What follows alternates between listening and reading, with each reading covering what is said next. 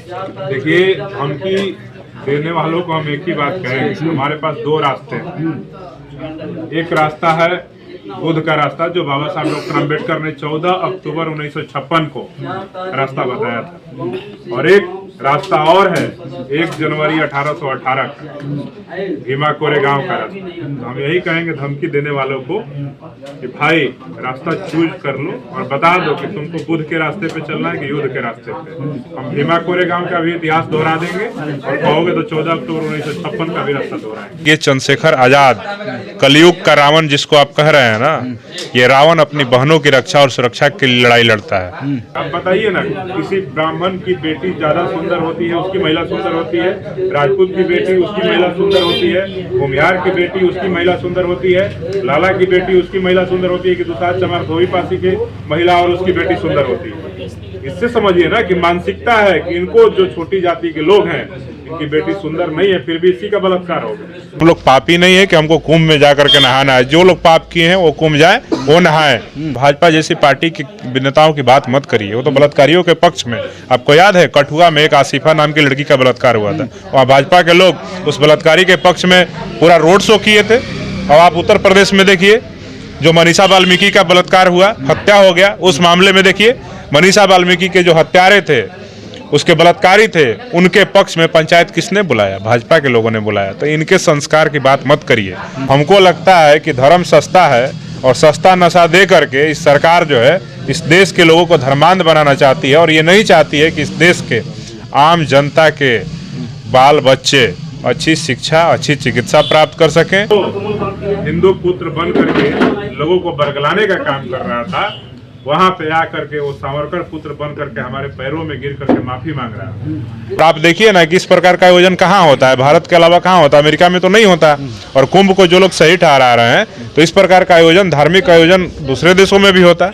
Sir, Chandrashekhar Azad के एक बयान के बाद पूरे देश में जहां तहलका मच गई है, जो सत्ता पक्ष वाले हैं, बीजेपी कहिए तो सत्तारूढ़ पार्टी है बीजेपी, तमाम लोग राजनीति करने लगे हैं। भीम आर्मी के चीफ का बयान आया था कि जो पाप करने वाले लोग हैं वो कुंभ जाएंगे, मैं कुंभ नहीं जा रहा। अगर सरकार इतने पैसे जो कुंभ मेले में लगाई है, अगर इतने पैसे शिक्षा, चिकित्सा और रोजगार पर लगाती तो कितने करोड़ों परिवार का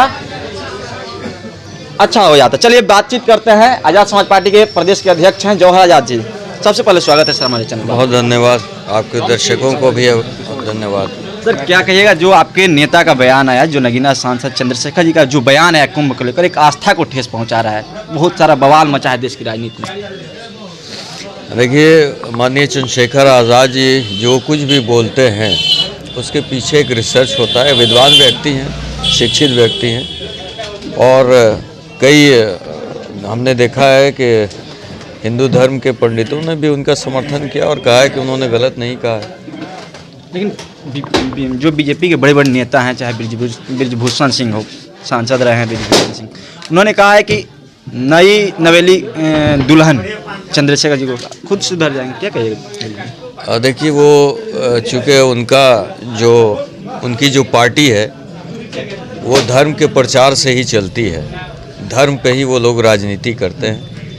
तो जाहिर है वो देख रहे हैं कि चूँकि बहुजनों के सबसे बड़े जो अभिनेता हैं माननीय चंद्रशेखर आज़ाद जी, अगर उनके वक्तव्य से बहुजन समाज ने जाना वहाँ अगर छोड़ दिया तो खतरे की घंटी उनके लिए हो सकती है। इसलिए भाजपा तिलमिलाई हुई है और उनके बड़े बड़े नेता आज इस तरह के बयान दे रहे हैं। लेकिन जो राष्ट्रीय अध्यक्ष जी ने बयान दिया है वो बहुत सोच समझ कर बयान दिया है। कुंभ में करोड़ों लोग जाते हैं, करोड़ों लोग की आस्था को ठेस पहुँची है। नहीं, जो बहुजन विचारधारा के लोग हैं, जो माननीय चंद्रशेखर आज़ाद जी के जानने वाले लोग हैं, मानने वाले लोग हैं, ये बयान उनके लिए उन्होंने दिया है। और जो उन्होंने सुना है बचपन से वो बार बार कह रहे हैं, और जो आसपास चूँकि उत्तराखंड के करीब के रहने वाले हैं वो तो उस पर ही उन्होंने बयान दिया है। चलिए भीम आर्मी के प्रदेश अध्यक्ष से बातचीत करेंगे इस मुद्दे पे। सर, क्या कहिएगा अपने नेता के बयान को लेकर? देखिए, चंद्रशेखर आज़ाद जी का जो बयान है उस बयान से हम सभी लोग सहमत हैं। क्योंकि आप भी देखिएगा यहाँ जितने लोग मौजूद हैं, आप उनसे भी पूछिएगा तो यही कहेंगे कि कुंभ में नहाने वहीं जाता है और मोक्ष प्राप्त करने के लिए यहीं जाता है लोग। तो जो लोग पापी होगा वही ना मोक्ष प्राप्त करेगा। अगर हमको लगता है कि हम कोई पाप नहीं कर रहे हैं, हम कोई गलत नहीं कर रहे हैं तो हमको कोई आवश्यकता नहीं कुंभ जाने की। हम तो 32 साल मेरा उम्र हो गया, अभी तक मैं कभी कुंभ नहीं गया, और ना मैंने अपने परिवार में भी देखा कि मेरे पिताजी कभी कुंभ गए और ना मेरे दादाजी कभी कुंभ गए। तो हम लोग को कुंभ जाने की आवश्यकता नहीं है। जो लोग पाप करते हैं वही लोग कुंभ जाते हैं और कुंभ जा करके नहाते हैं। आप देखिए वहाँ पे क्या समानता की भी बात हो रही है ना, कि धर्म का प्रचार का। वहाँ 15-15 हज़ार का VIP गेस्ट हाउस बना हुआ है। जितना पैसा कुंभ के आयोजन पे सरकार खर्च कर रही है, उसके आधे पैसे को खर्च अगर गरीबों के कल्याण के लिए कर देती, अच्छे अस्पताल, अच्छे विश्वविद्यालय और अच्छी जो चिकित्सा और तमाम जो सुविधाएं हैं, मूलभूत सुविधाएं, अच्छी आवासीय व्यवस्था। आज भी आप देखिए कि देश में 51% से ज़्यादा लोग गरीबी रेखा से नीचे हैं और उनके पास 1 डिसमिल भी ज़मीन नहीं है। वैसे लोगों को जो पैसा कुंभ में खर्च किया गया, उत्तर प्रदेश में मैं जाता हूं तो देखता हूं कि आज भी वहां के गरीब सड़क किनारे, नदी किनारे, नहर किनारे, नाले के किनारे रहने को मजबूर हैं। उनके लिए अगर योगी आदित्यनाथ जी सबको घर उपलब्ध करा देते, अगर उनको 2-2 BHK का एक फ्लैट बनवा करके दे देते, तो हमको लगता है कि कुंभ के आयोजन से ज़्यादा फ्रूटफुल वो होता है। और आप देखिए ना कि इस प्रकार का आयोजन कहाँ होता है, भारत के अलावा कहाँ होता है, अमेरिका में तो नहीं होता। और कुंभ को जो लोग सही ठहरा रहे हैं, तो इस प्रकार का आयोजन, धार्मिक आयोजन दूसरे देशों में भी होता है। इसकी तारीफ अमेरिका के राष्ट्रपति करते, ब्रिटेन के प्रधानमंत्री करते, लेकिन अगर वो लोग नहीं कर रहे हैं तो कहीं ना कहीं इस देश में अगर किसी चीज़ का प्रचार पर और दूसरे जगह पे चर्चा होती है, दूसरे देश के लोग इस देश से अनुसरण करते हैं, तो महात्मा बुद्ध का करते हैं। और बुद्ध का संदेश पूरे दुनिया को प्रभावित करता है, प्रकाशित करता है। हम लोगों के ये कुंभ वोम से कोई लेना देना नहीं है। हम लोग पापी नहीं है कि हमको कुंभ में जा करके नहाना है। जो लोग पाप किए हैं वो कुंभ जाए, वो नहाए। अब हमको इस पे ज़्यादा विशेष, अगर सही बयान है तो फिर इस पे बवाल की मचा हुआ है। जो ब्रिजभूषण सिंह नई घोड़ी नहीं लगा आपके सांसद को, देखिए इन लोगों का क्या है, इन लोगों का क्या है, यही तो धर्म ही धंधा इनका बन गया है। ये तो नहीं चाहते हैं कि भारत में आज भी जो लोग अशिक्षित हैं, जो लोग पढ़े लिखे लोग नहीं हैं, उनके पास शिक्षा का व्यवस्था हो।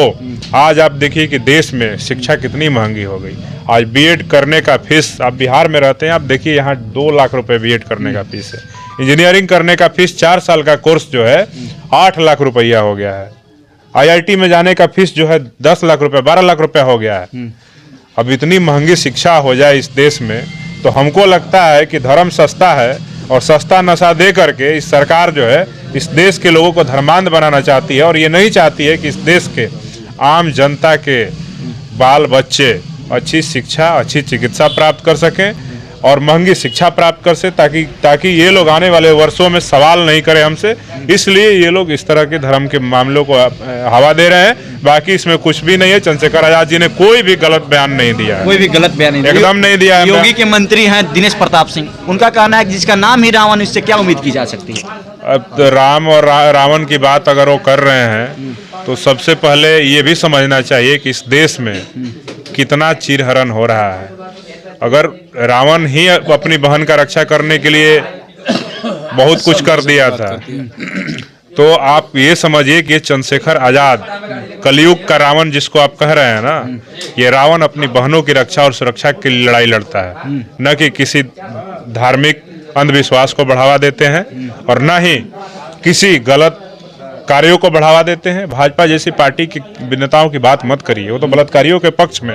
आपको याद है कठुआ में एक आसिफा नाम की लड़की का बलात्कार हुआ था, वहाँ भाजपा के लोग उस बलात्कारी के पक्ष में पूरा रोड शो किए थे। और आप उत्तर प्रदेश में देखिए, जो मनीषा वाल्मीकि का बलात्कार हुआ, हत्या हो गया, उस मामले में देखिए मनीषा वाल्मीकि के जो हत्यारे थे, उसके बलात्कारी थे, उनके पक्ष में पंचायत किसने बुलाया? भाजपा के लोगों ने बुलाया। तो इनके संस्कार की बात मत करिए।